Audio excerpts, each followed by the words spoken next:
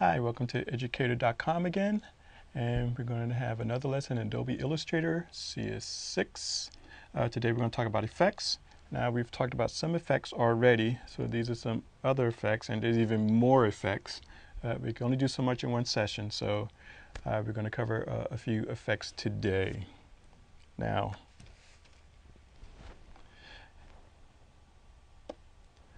so basically gradients, gradient mesh, blends, transparency, pattern fills, pathfinder, offset passing, clip and mask. Okay, so let's get to it.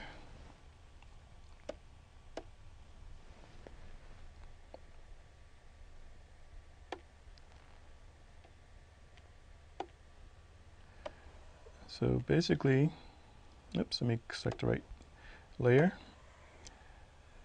Basically, when you have an object, there's a few ways you can apply a gradient. So I can click here to apply a gradient, and this automatically is always defaulted to black and white. You can make it, and the gradient panel automatically opens up also when you click that. So, or you can just go straight to the gradient panel, since it's going to open up anyway and you need it, because you may not want black and white. But if you want black and white, it's there. You're already done. Now, if you want to put some colors in, you will double click here to bring up the color palette. And also you can bring up these and RGB, which we've seen before, CMYK. But we'll just use the color palette for now. Okay, so click that, so you see that's the red there, and double click this slider here, and let's go to a blue. All right, now while we're here, now you see location there. I could change the opacity, and location refers to the location. So you see the numbers changing as I pull this. So if you know what percentage that is, you can input that there, but otherwise you don't need to. Also, this slider here sets the medium tone, where the medium area is. So wherever the middle is, you can change that here. So you have two ways to set location. Okay, I'm going to kind of put this back there.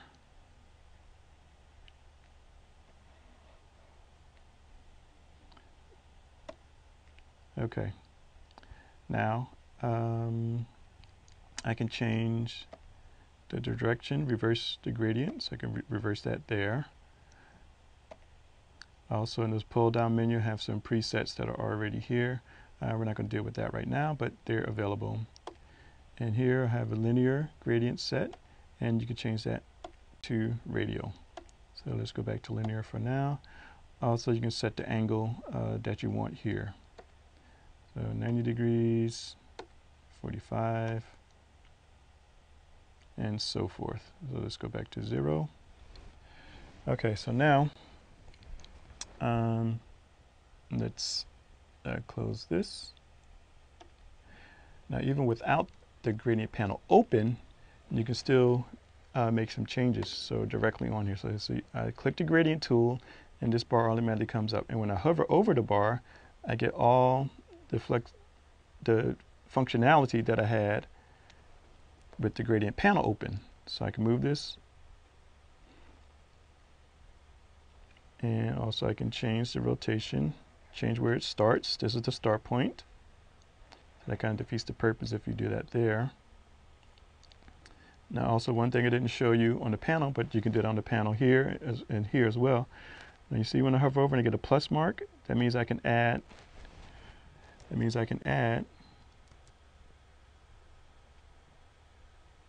I get the plus mark, okay, let me show you here because it needs to be a little bit difficult. Temperamental monitor.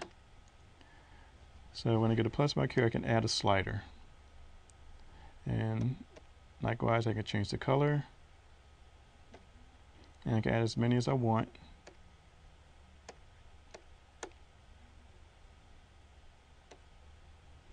And move these around. Now, so I have a kind of a nice rainbow effect going here. Okay, now also with the gradient tool,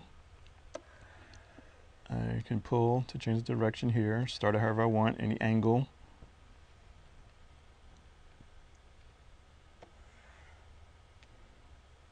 And again, I can move the sliders here. So with a less temperamental monitor, you can add the sliders also. Okay. Now, also with the gradients, there is this is the gradient library, so we kind of saw that before, so I can change the gradients here. So this is blue to transparent, so it's picking up the blue in the background. I have a vignette effect and yellow to orange. Okay, so now not only do you have these here, but also under the menu have a whole gradient library of different things that you can use. So color harmonies. So you have quite a selection.